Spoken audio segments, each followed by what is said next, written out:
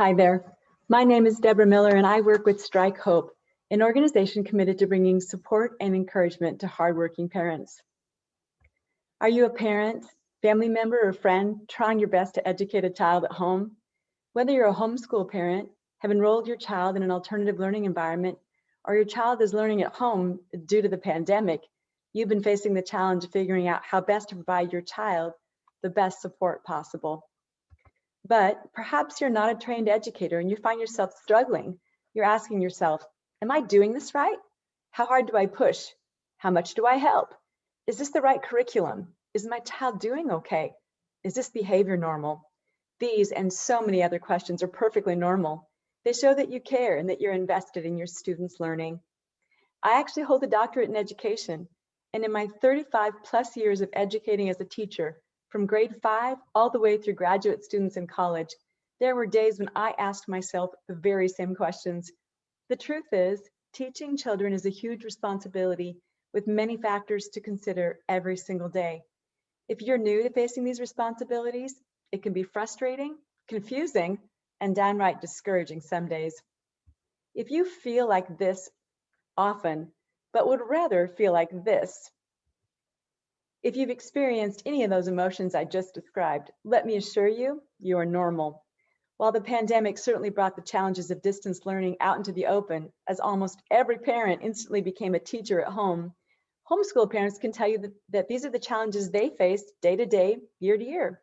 Even once this pandemic is over, for you caregivers helping kids enrolled in an alternative learning environment or an online school, it will still be important to be successful in your role as learning liaisons for that child.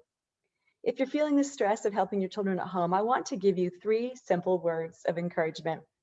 First, you are not alone. Hundreds of other parents at your school or in your community are experiencing the same challenges that you are. Feeling alone, feeling isolated in our struggles can be extremely discouraging. I encourage you to reach out to your parent community. If your school has a parent organization, get the names and contact information of other children in your child's class or grade. Call or email a couple of parents a day and start making connections. Parents are a great resource for both emotional support and great ideas for supporting your child at home. Homeschool parents, get in touch with your local homeschool communities. In my decades in education, I've observed that some of the most powerful relationships are formed between parents who network with each other to share resources and tips. If your school has a parent liaison, contact that person and ask the questions you have.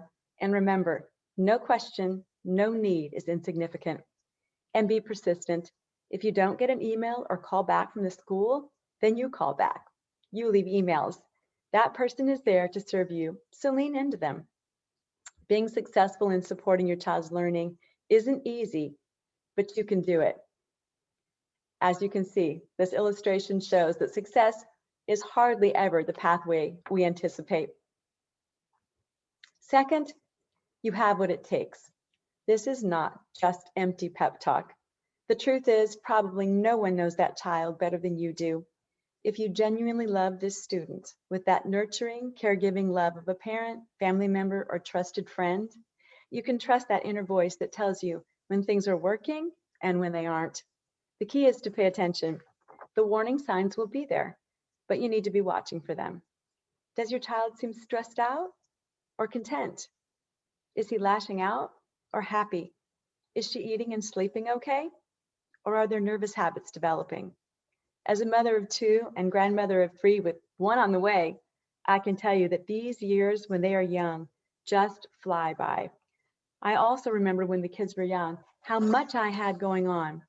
I was a working mom, as I'm sure are many of you moms and dads, maybe even grandpas and grandmas. There are a million things vying for our attention, and some days we can't be right on top of our students while they're completing assignments, finishing projects, or other schoolwork. And that's okay. Please know that perfection is not required to be a great parent supporter to your child as they learn. Do the best you can do. If possible, try to do at least 2 to 3 checks a day on those days when your high schooler is doing work. For middle schoolers, try checking in every couple of hours. For elementary students, while they're doing their schoolwork, they will need more hands-on supervision. Schedule your days so that you can be as present as possible for at least 2 hours. Just remember that you don't have to be an expert. You have what it takes if you love that child, because you will know what your strengths are and where you need help. And that leads me to the last point. You can find the help that you need. At times, we parents realize that we've hit a dead end. We have a problem and we can't seem to find a solution despite our best efforts. Well, there's good news. As I mentioned in my first point, you're not alone. There are other parents, organizations, and school personnel who can provide a network of social and emotional support for you as you tackle your challenges. Those organizations can also provide great tips, practical helps, and other ways to inspire and inform your educating of your student.